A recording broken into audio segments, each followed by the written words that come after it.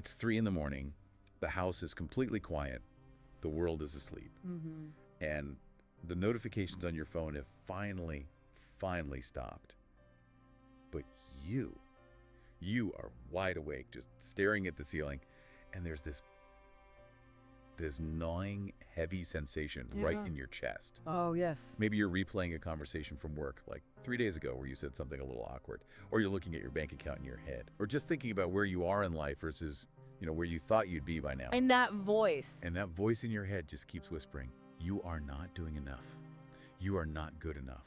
It is the universal hum of the modern condition. Yeah. That specific frequency of dread. Right. And we usually treat this feeling like a personal failure, like a malfunction. We think, I just need to hustle harder, or I need to meditate more, or I don't know, I need to buy a better planner. If I just get my act together, it'll go away. Exactly. But today, we're doing something different. We are taking a whole stack of research and notes to deep dive into this terrifying possibility. Yeah. What if that feeling isn't a bug in your personal operating system? What if it's a feature of the civilization we live in? That is the core argument we are unpacking today. We're looking at the architecture of modern discontent, and we're going to look at it through a very specific lens, the lens of the Freudian thinker. Okay. We are looking at how civilization itself actually feeds on our insecurity. So the mission is to understand why, in an age where we technically have more freedom than any humans in history, we feel a heavier weight of judgment than, say, a peasant under a feudal lord. It's a bold claim, I know, but by the end of this, you might realize that the structure of society is designed to generate guilt just as efficiently as it generates electricity. Okay, let's get into that because I have to push back immediately. Yeah. The peasant comparison, that seems like a massive stretch. I mean, let's look at the facts. I don't have a king threatening to chop off my head if I don't bow. I don't have the church telling me I'll burn in hell if I eat meat on a Friday. Right. I can choose my job. I can choose who I marry. I can post whatever I want online. I am objectively free. How can you argue I'm under more pressure? Because you are free from the external king, yes, there is no guy on a throne watching you. Right. There is no inquisition knocking at your door. But the argument here is that the king hasn't disappeared. He has moved. He's migrated from the castle into your own head. And an internal monarch is infinitely more efficient and, well, more ruthless than any guy with a crown could ever be. The call is coming from inside the house. In a way, think about the history of human safety. Early humans didn't survive because they were naturally nice to each other. They survived because they feared mutual annihilation. It was a pragmatic bargain. I won't kill you if you don't kill me. I will share my food so you don't bash my head in while I sleep. Basic survival. The social contract. We agree to play nice so we don't all die. But here's the trick civilization played on us. Over thousands of years, those pragmatic bargains, don't kill, don't steal, they hardened. They stopped being just rules for survival, and they became morality. They became virtues, and that external threat, the angry father, the watching tribe, the punishing God, was internalized. This is what Freud identified as the superego. Okay, let's define terms here. The superego. We usually hear that and think, conscience, right? The little angel on your shoulder telling you to return the wallet you found. It is much more aggressive than an angel. It's the internal policeman. It observes you, it critiques you, and it punishes you with guilt. And here's where the modern paradox kicks in. And why I might be worse off than the peasant. Exactly. You mentioned you can choose your job and your partner. You're free. But because you are the only one in charge of your destiny, the superego has a failed day. If you aren't happy, if you aren't successful, if you aren't thriving, who is to blame? Well, me. Yeah. It's all on me. Exactly. In the past, if you were a peasant, you could blame the king or the harvest or God's will. Your misery had an external cause. You could point to the castle and say, I am miserable because of him. Right. Now, you look in the mirror, you scroll through social media, which is essentially a collective fantasy projected onto a screen, and you see these curated lives. Perfect bodies, perfect careers, perfect sourdough starters. Exactly. You aren't comparing yourself to your neighbor anymore. You're comparing yourself to a global digital superego. So we built a machine that specifically generates inadequacy. It's not just that I'm jealous of some influencer, it's that my internal policeman is using that influencer as evidence against me in a trial I didn't even know I was attending. And the evidence is damning. The superego says, look at them. They are happy, they are productive, they are drinking their green juice. Why aren't you? The surveillance never sleeps because the surveillance is you. That creates a massive amount of tension. I mean, I feel that tension just talking about it. Which brings us to the next layer of our sources. This isn't accidental, is it? The notes suggest this tension is actually the biological price of being civilized. This is where we have to peel back the layer of polite society and look at what human beings actually are beneath the surface. Okay. We like to think we are these rational, logical beings who just want to be happy. But the Freudian view argues we are vessels for two ancient, frankly terrifying drives. This is the primal stuff, the hardware. Eros and Thanatos. Love and death. It sounds like a movie title, but Yeah.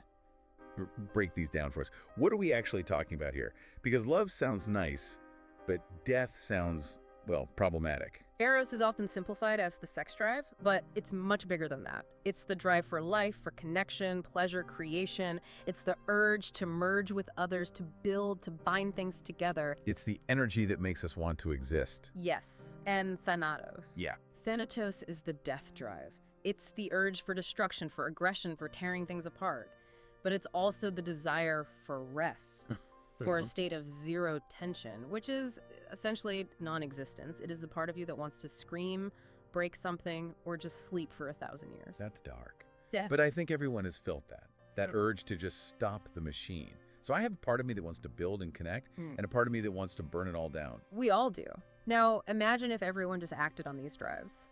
If we all chased pure pleasure and pure aggression whenever we felt like it, if you acted on every impulse to punch someone who cut you off in traffic or, Total chaos. The purge. society would collapse in an afternoon. So civilization intervenes, it builds a cage, but it's a clever cage. It doesn't just say stop, it redirects that energy.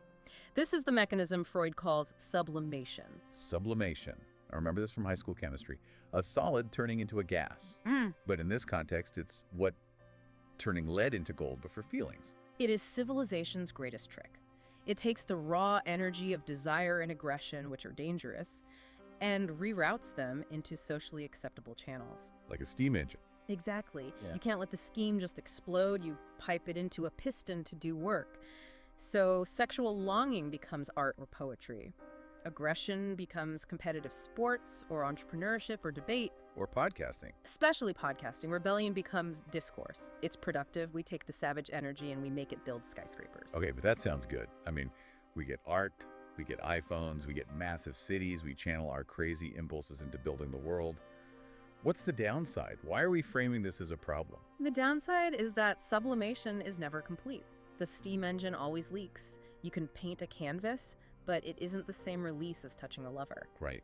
You can crush your sales goals, but it isn't the same release as screaming at your enemy and winning a physical fight. There is always a residue, a leftover tremor of unsatisfied longing and unexpressed rage. And where's that residue go? It can't just vanish. It turns into guilt. And this is the crucial part that really explains that 3 a.m. feeling. The superego doesn't just judge your actions, it judges your desires. It says, you shouldn't even want to punch that guy. Yeah. You shouldn't even want to sleep with that person. So we're walking around feeling guilty for things we haven't even done, just things we've felt. Constantly. And the more civilized we become, the more we have to repress. In Victorian times, they repressed sex, and the result was hysteria and neurosis. Today, the mechanism has shifted again. We don't repress sex in the same way, but we repress failure. We repress negativity. We repress the fact that we are unhappy. This connects to something I saw in the notes about the shift in commandments. The shift from thou shalt not to you must become. This feels like a modern twist on the Freudian idea. It is the most insidious shift of the modern era. The old morality think 10 Commandments was negative. Don't steal, don't kill, don't commit adultery. It was a series of fences. If you stayed inside the fence, you were generally okay. You could be mediocre, you could be bored. But as long as you weren't killing anyone, you weren't a sinner. Right. The bar was just don't be bad. It was achievable. But the new morality is positive. It demands states of being. Be your best self. Find your passion. Manifest abundance. Be happy. But hold on. I have to play devil's advocate here. Who doesn't want to be well and authentic? Are you really arguing that be happy is a tyrannical command? That sounds like the opposite of tyranny. It sounds positive, but think about the logic. Negative commands have a limit. Once you haven't stolen, you're done. Positive commands have no upper limit. You can always be more happy. You can always be more productive. You can always be more mindful. It is a horizon you can never, ever reach. So if you're anxious, If you are anxious, you aren't just having a bad day, you are failing the moral command to be mentally fit. Oh, I see. So Yeah. if I'm bored at work, I'm not just bored. I'm failing the command to find my passion. Precisely. The sinner has been replaced by the underachiever. It creates a scenario where you are constantly auditing yourself. Am I living my best life? Is this authentic? If the answer is no, the superego punishes you. That is heavy. It completely reframes the whole self-help industry. It's not really about helping us. It's about giving us a new set of impossible rules to follow. It is a stricter form of control because it disguises itself as freedom. If you disobeyed a king, you were a rebel. You could be proud of that. A martyr. A martyr, yes. But if you fail to thrive today, you're just a loser with unresolved trauma or a scarcity mindset. The system frames systemic issues as personal choices. So if I'm burnt out, it's not because my job is exploitative and expects me to answer emails at 9 p.m. It's because I didn't do enough breathing exercises. Correct. You internalize the systemic failure. You police yourself so that state doesn't have to. You become your own tyrant. This leads us to the economics of inadequacy. Because my brain naturally goes to, who benefits from this? Why is the world built to make me feel like garbage? Is there a villain twirling a mustache somewhere? Or is it just a runaway train? There is no villain, there's just the economy. A population that feels perpetually inadequate is incredibly easy to manage and incredibly profitable. Okay, walk me through the profitability of my self-loathing. How does my sadness make money? Think about it. If you feel you aren't good enough, not attractive enough, not productive enough, not calm enough, what is your first reflex? I buy things. I buy skin cream, I buy productivity apps, I buy a better mattress, a gym membership I never use. I try to buy the solution. You consume, you buy products to fix the flaws the system convinced you that you have, but it's not just buying. What do you do at work when you feel you aren't successful enough? I work harder. I stay late. I try to prove myself. You chase validation through achievement. You want the promotion, the title, the likes on LinkedIn. Our insecurity is the engine of the GDP. If everyone woke up tomorrow feeling perfectly content with who they were, consumption would plummet. And it keeps us in line. It ensures stability. If you believe your unhappiness is your own fault because you haven't journaled enough or optimized your sleep, you don't rebel against the system. You don't demand different labor laws. You just buy a better pillow. The superego aligns your personal shame with the social order. So civilization doesn't exist despite our discontent. It exists because of it. Our inner tension is the structural glue holding society together. If we were all truly content, truly whole, truly satisfied, the economy would crumble. Why would you work 60 hours a week if you felt you were already enough? Wow. Okay, so naturally, my brain, which has been trained by this exact system, goes to, how do we fix this? I want to redecorate this cage. Of course. I want to talk about therapy, self-care, setting boundaries. Give me the solution. How do we win? And this is where I have to be the bearer of bad news, or at least complicated news. Because the system is very smart. It absorbs rebellion. It absorbs the cure. What do you mean it absorbs the cure? How can it absorb self-care? Look at self-care today. It started as a radical idea. Audre Lorde talking about self-preservation as an act of political warfare. Now, it's a luxury market. It's expensive bath salts and retreats. It is something you have to earn or buy. It has become another item on the to-do list. Did I do my self-care today? If not, I feel guilty. Or boundaries. I see that everywhere. I'm protecting my peace. But look closely at how boundaries are marketed. They are often sold as productivity hacks. Set boundaries so you can work more efficiently. Rest so you can hustle harder tomorrow. We rest in order to work. We don't rest just to be. Even our attempts to escape the logic of production are filtered through the logic of production. It's like a finger trap.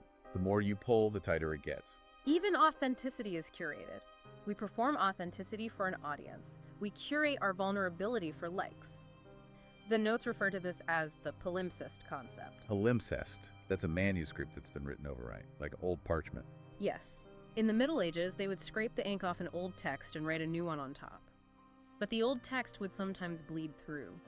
We like to think there's a real me deep down, untouched by society.